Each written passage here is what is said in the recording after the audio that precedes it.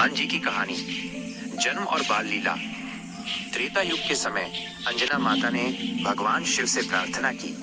उनके आशीर्वाद से एक दिव्य बालक पैदा हुआ जिनका नाम हनुमान, जिनका चेहरा बंदर जैसा और दिल सोने जैसा था।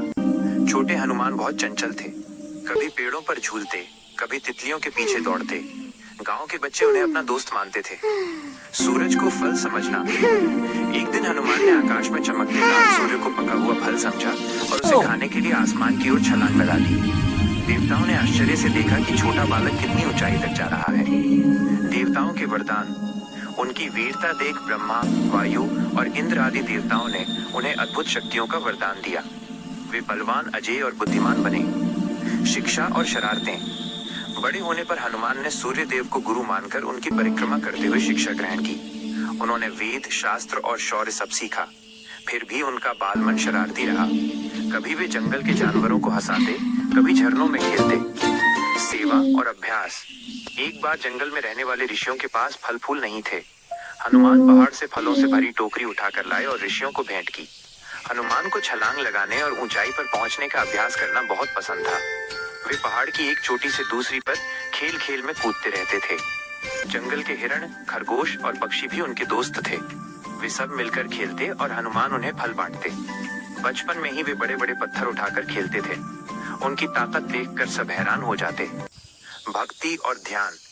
हर सुबह वे ऊंचे पेड़ों पर चढ़कर उगते सूर्य को प्रणाम करते और ज्ञान की प्रार्थना करते।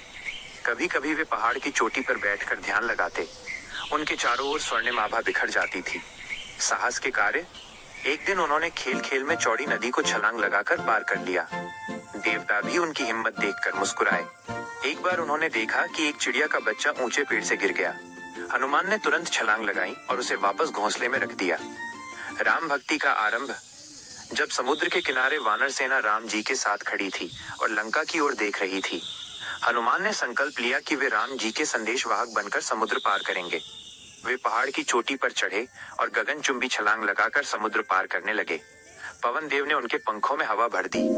रात के अंधेरे में उन्होंने लंका में प्रवेश किया और सीता माता को खोजकर राम जी का संदेश दिया। संजीवनी बूटी। युद्ध के समय लक्ष्मण जी मूर्छित हो गए। हनुमान संजीवनी बूटी लाने के लिए उड़ पड़े।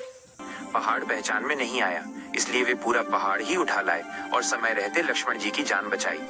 संकट मोचन। राम जी ने हनुमान को गले लगाकर कहा, तुम्हारी भक्ति और पराक्रम अद्वितीय है। इस प्रकार हनुमान जी संकट मोचन कहलाए। सीख। हनुमान जी से हम सीखते हैं, भक्ति, साहस और निस्वार्थ सेवा से कोई भी बड़ा कार्य संभव हो सकता है। अगर वीडियो अच्छा लगा हो तो चैनल को लाइक और सब्सक्राइब करना ना भूलें। जय श्री राम।